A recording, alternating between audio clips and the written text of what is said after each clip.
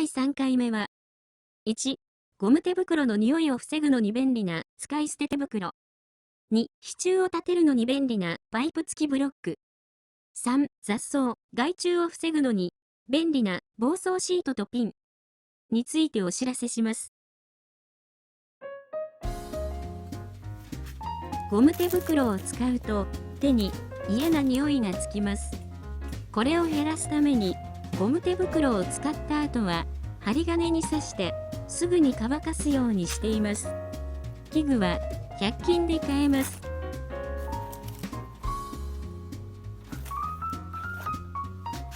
そしてこの手袋掛けの上に使い捨ての手袋を用意しています。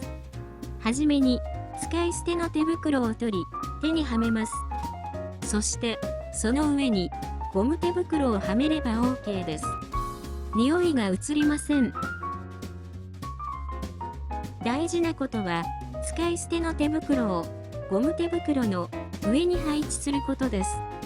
これで円滑に準備できます。次は簡単に支柱を立てる方法です。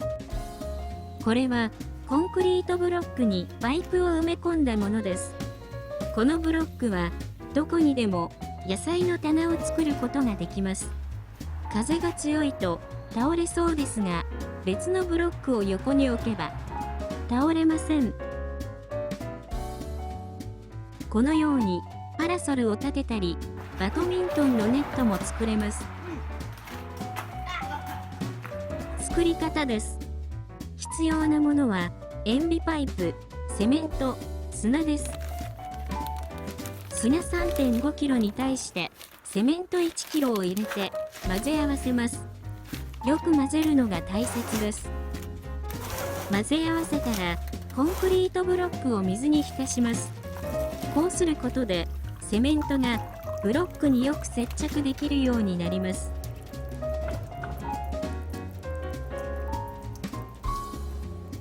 ブロックの準備ができたら混ぜたセメントに水を 200g ほど入れます。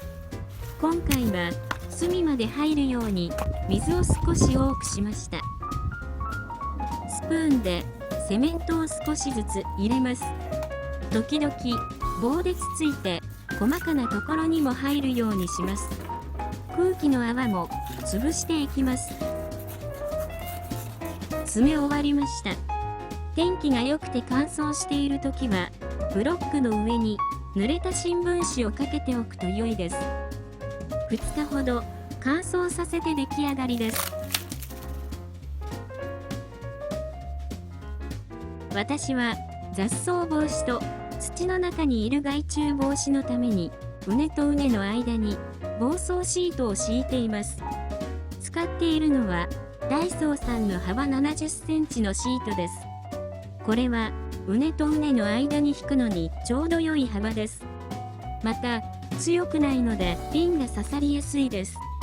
ピンはナフコさんで売っているプラピンです。刺しやすくまた取りやすいです。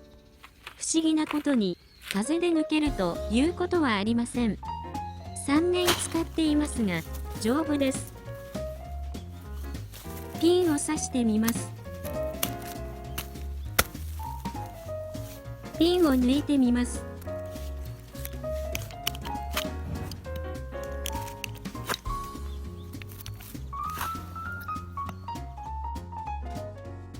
このように一気に取ることもできます。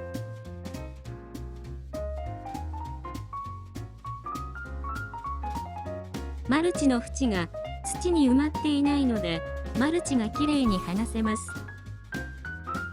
マルチが土の中にないので耕運機を使ってもマルチを巻き込むことがありません。ご視聴ありがとうございます。お気に召しましたらチャンネル登録、高評価をお願いいたします。